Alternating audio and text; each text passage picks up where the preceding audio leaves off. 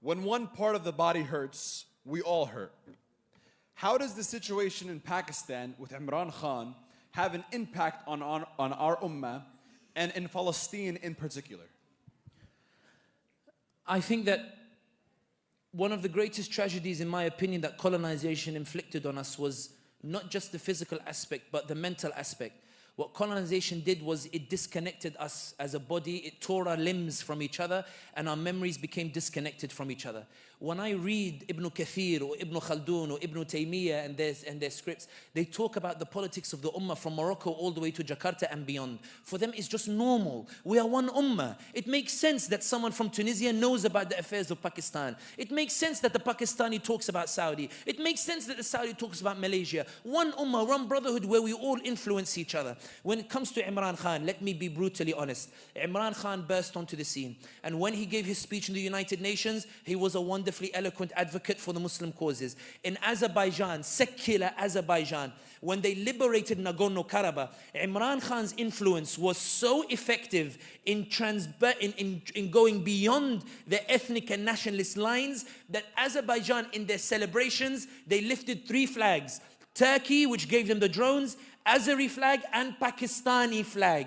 When Imran Khan emerged onto the scene, there was a shift in the Muslim world that culminated in the Kuala Lumpur summit in 2019. The Saudi Crown Prince and the UAE were so terrified of the Kuala Lumpur summit because they believed if Imran Khan went and attended, Imran Khan would lend a Muslim legitimacy to this conference that was designed to rebuke the de-Islamization policies of UAE and Saudi Arabia, which were looking to introduce alcohol, looking to introduce OnlyFans model concerts, which were looking to introduce casinos into those areas. The Saudis, they threatened Imran Khan. They said, Wallahi, if you go to Kuala Lumpur, we will cut our investments to Pakistan and we will kick out the Pakistanis from Saudi Arabia and you can deal with it. Pakistan must be dependent on us. It cannot be equal to us. Imran Khan, the potential that he was about to bring in terms of establishing an independence. Remember, at every OIC meeting, Imran Khan would bring up 2 topics,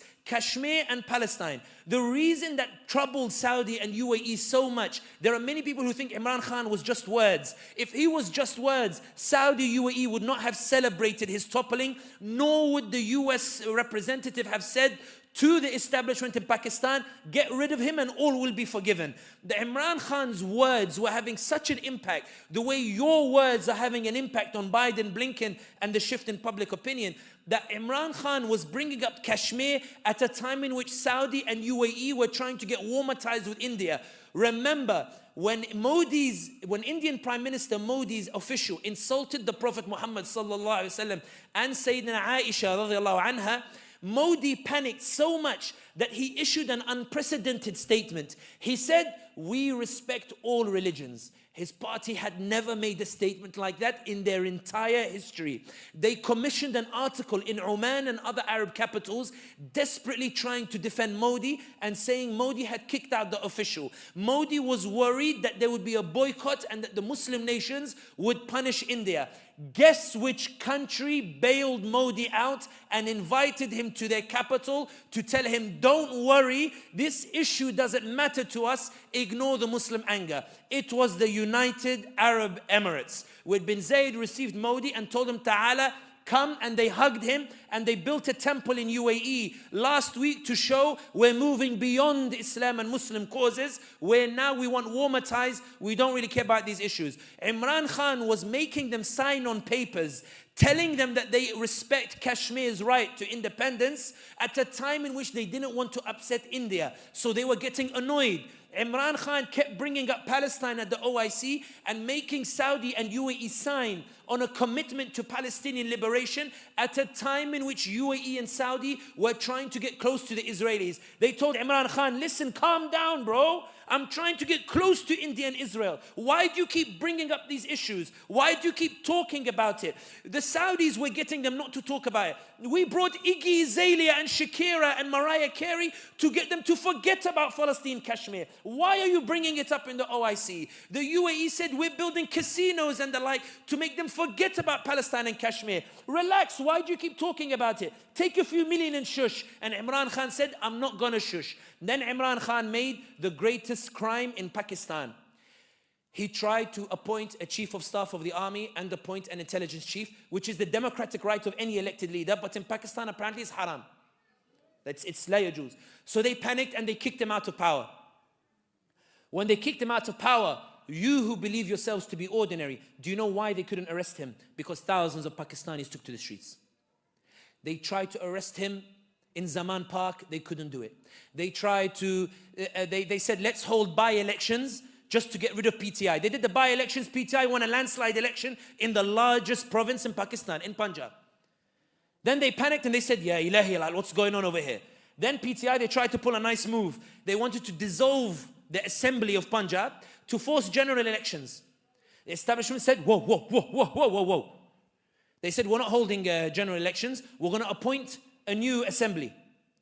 And then they went to the Supreme Court. Supreme Court said, no, you have to hold elections. They said, toz for Supreme Court. We're not respecting this Supreme Court. The reason they couldn't arrest Imran Khan was because people were getting like Arab accounts were talking about Imran Khan. They were raising awareness saying, dude, what's happening to Imran Khan? He's being attacked only because he's suddenly raising the awareness. But ya ibadallah, let me tell you something phenomenal about these Pakistani brothers and why I believe the ummah is alive. I refuse to believe the ummah is weak. The establishment spent 2 years preparing to rig the elections to ensure that Imran Khan would be eliminated from the scene and PTI. They got him in prison, they arrested him because on May 9th, some installations were burnt. Some Pakistanis, they got scared suddenly and they went home. I don't know why, but in any case, it is what it is. They arrested Imran Khan. They threw 250 charges. They found something about his marriage. Apparently the wife didn't wait for an iddah period or something. Something was so ridiculously disgusting the way they did it. But in any case, they put him in prison. And they tried to rig the elections. But this is the point I was making about social media. When I said earlier that they can shadow ban thousands of accounts, they can't shadow ban millions. They can't shadow ban millions of accounts. They can't shut down millions of voices.